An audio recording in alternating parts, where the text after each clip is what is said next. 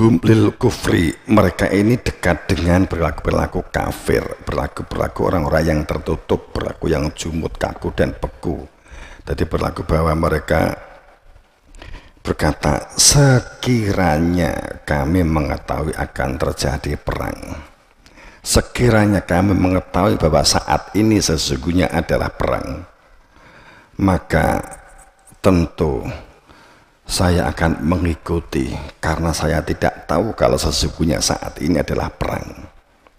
Maka saya abaikan dengan malas, dengan membuang ketulusan, dengan tidak konsisten, semaunya sendiri. Itu berarti orang yang tidak tahu bahwa kondisi saat ini sesungguhnya adalah perang. Perang pemikiran, perang materi. Materi dalam pengertian sebuah kurikulum ya, materi dalam pengertian tools atau alat kesadaran, bukan materialistik.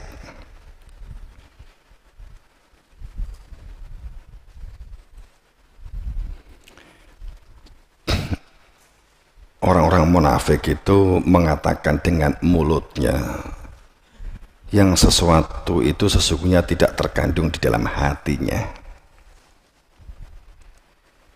Ya. Peperangan apa? Kalau na'lamu kita lataba'nakum. Perang seperti apa? Perang untuk perang itu kan digunakan untuk terjadinya kemakmuran. Perang itu supaya terjadi damai. Perang itu supaya terbebaskan dari segala bentuk penjajahan yang lahir, yang batin. Yang lahir bisa jadi berupa keterjajahan dari bangsa lain atau orang lain, menjajah pemikiran, menjajah ekonomi, menjajah sebuah kreativitas, inovasi, sehingga tidak bisa melakukan sesuatu karena kita dalam posisi terjajah. Yang seringnya tidak terjajah oleh pikiran kita sendiri, terjajah oleh nafsu kita sendiri. Peperangan untuk mewujudkan kemakmuran, keadilan, baik yang lahir dan yang batin, supaya dapat mengembangkan potensi dalam setiap diri kita. Berjuang dengan perilaku uswah, perilaku teladan, untuk memiliki karakter konsisten dan sungguh-sungguh. Melakukan pemberdayaan dan berbudidaya, yang penting dilakukan. Wes gak usah mikir dhuwur-dhuwur kingko nek wes enek produksi nih kok tinggi apa diapak nih tandur wae akan ketemu marketnya, ketemu keluarnya. Kalau ternyata nggak ketemu, kita bisa berbagi kepada tetangga, kepada orang lain yang membutuhkan. Peperangan untuk mengoptimalkan cara berpikir kognitif, peperangan kita untuk memiliki suatu keterampilan, peperangan untuk membangun kekuatan mental dan jiwa. Itu kan peperangan.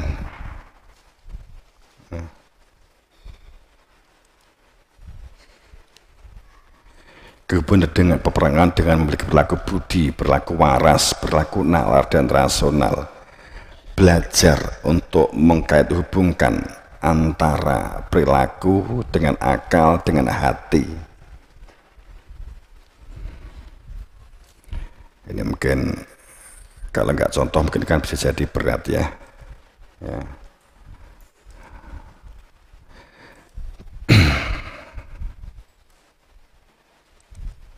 Ini buat catat toh.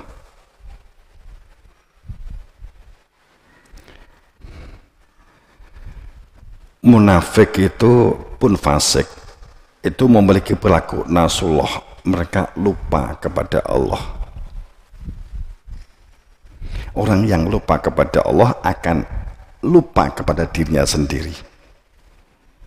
Karena orang lupa kepada Allah, seperti kalimat bahwa man, siapa yang kenal dirinya maka akan mengetahui Tuhannya. Siapa yang lupa kepada Allah, bahwa daya kuat kita bisa melihat, kita bisa mendengar, kita bisa berpikir, Itu karena ada daya kuat milik Allah, ada daya kuat dari Allah, ada nafakhtu min ruh, ada ruh, ada tiupan ruh yang dari Allah. Saat kita lupa kepada Allah, sesungguhnya daya kuat kita adalah dari Allah, milik Allah, dan harus dikembalikan kepada Allah. Sehingga daya kuat itu kita jadikan untuk menyuburkan nafsu. Maka peperangan, pembulian, tidak ada kedamaian dan ketentraman tentunya, karena kita lupa kepada Allah. Maka akan menjadi orang yang lupa kepada Allah, akan lupa kepada dirinya. Kalau kita ingat kepada Allah, maka kita akan mengembangkan potensi yang ada di kita, akan sungguh-sungguh. Walaupun nyatanya saat tingkat mampunya ya. Orang yang fasik pun munafik sebenarnya tidak akan pernah mengevaluasi dan menelaah kesalahan dan kekurangan dirinya sendiri. Yang dilihat itu adalah kesalahan selalu ada pada orang lain dan kelompok lain. Ciri orang fasik dan munafik saat berbicara tentang pahala dan surga, itu adalah dirinya dan kelompoknya. Tapi pada saat berbicara tentang neraka, azab, dosa, maka kelompok dia, kelompok si B, kelompok C, kelompok mereka, ciri orang fasik dan orang munafik. Apakah kita salah saat mengatakan ngogek kita yang di neraka? Itu kan untuk hati-hati. Tapi kalau kita mengatakan bahwa yang neraka adalah dia, mereka, maka kita tidak akan pernah dapat waspada terhadap perilaku salah kita. Maka mereka sangat pedinduding dengan radikal, dengan ekstrem bahwa dia sesat. Padahal bisa jadi diri kita yang berada di dalam kesesatan. Karena pada saat kita benar sekalipun, maka untuk mengevaluasi kesalahan adalah sesuatu yang tetap harus dilakukan. Agamanya benar, Nabi Muhammadnya benar, Nabi Isa-nya benar, Nabi Daudnya benar, para nabi dan rasulnya, risalahnya benar. Akan tetapi yang menjadikan salah adalah kita yang salah, bisa jadi. Faktanya Nabi Isa, Nabi Muhammad seandainya sejaman pun mereka juga rukun-rukun banget, luar biasa. Tapi pengikutnya kan saling congkrah. Berarti pasti ada yang salah tentang risalah itu.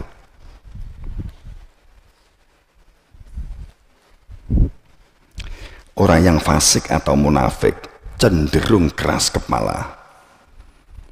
Kebenaran selalu dalam perspektif diri sendiri. Orang yang fasik dan munafik cenderung menyepelekan dan merendahkan orang lain. Padahal saat orang lain itu salah dan orang lain itu memang rendah, pun kita tidak bisa melakukan merendahkan orang lain. Saat kita merendahkan orang lain, sesungguhnya kitalah orang yang rendah. Saya ulang, saat kamu merendahkan orang lain, sesungguhnya kamulah orang yang rendah. Saat kita merendahkan orang lain, sesungguhnya diri kitalah yang rendah. Karena orang yang mulia saat mampu memuliakan orang lain.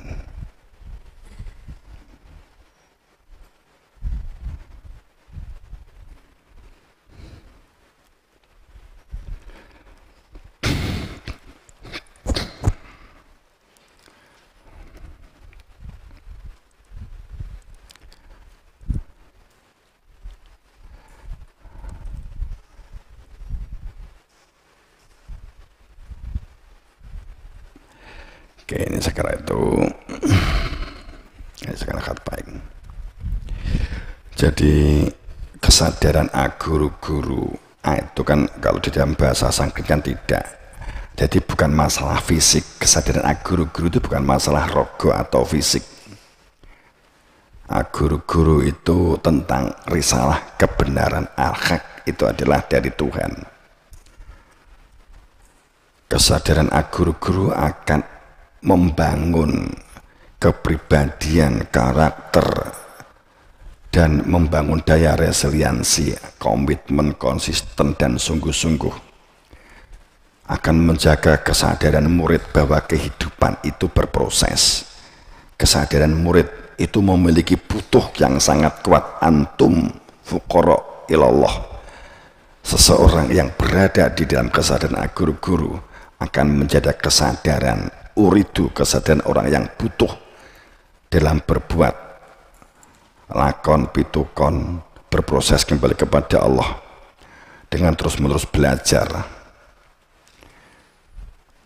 Kesadaran guru-guru akan membangun ketangguhan mental untuk melakukan sesuatu secara tekun dan konsisten. Akan menjadi manusia-manusia yang pejuang, bukan manusia yang diperjuangkan. Dan memiliki semangat untuk melakukan terus perbaikan, kebaikan, bahkan perubahan perilaku demi masa depan yang lebih baik. Dan tidak akan meninggalkan kader-kader yang lemah, baik mental, spiritual, bahkan kehidupan ini tidak akan meninggalkan kader-kader yang lemah, bahkan dalam hal ekonomi, dalam hal politik, kalau perlu dalam hal organisasi, tapi akan meninggalkan kader-kader yang tangguh, yang mampu mengembangkan potensi dirinya dan lingkungannya. Maka akan menghitung berbicaranya, akan melemahkan bahkan terhadap anak-anaknya sendiri, lingkungannya, ya. Akan membangun kader-kader yang tangguh, kader-kader yang kuat dalam berpikir, dalam bertindak, aksi, maka mau memberikan skill.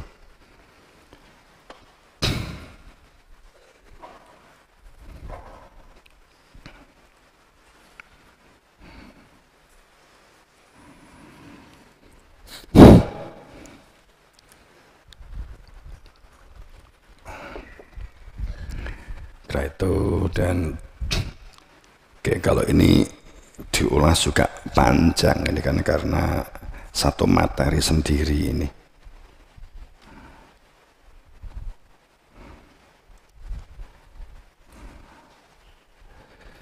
Ya.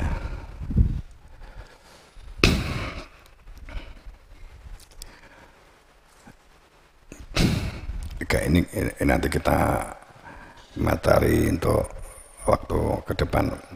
Jadi saat kita memiliki retak niat dan tujuan, sifat yang terbangun saat niatan kerenteke hati itu adalah kehormatan, kemudian berpikir dan bertindaknya atau penimbangnya itu adalah tanpa dengan akal, bla bla bla begitu ya, maka yang terjadi membentuk sifat-sifat kufur dan seterusnya begitu ya. Oke, ini kita akan ya di depan.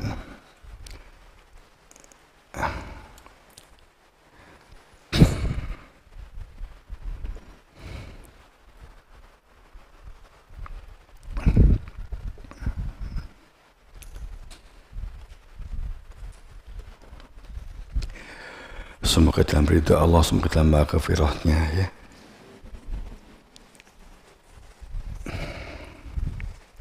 Sekali lagi seperti bukaan di awal, potensi itu sangat besar sekali. Saat kalian jangan terlalu berpikir kebingungan, aku sok nek wis metu kerjaku apa sok piye. Yang sekarang kamu lakukan bersungguh-sungguhlah komunikasi, yang dapat kamu lakukan, bersungguh-sungguh dan membangun perilaku komunikatif. Bahkan saat kamu ada sesuatu, karena saat ada sesuatu yang ganjil di dalam hatimu, itu sesungguhnya Allah menghendaki kamu itu supaya berkomunikasi, dewasa.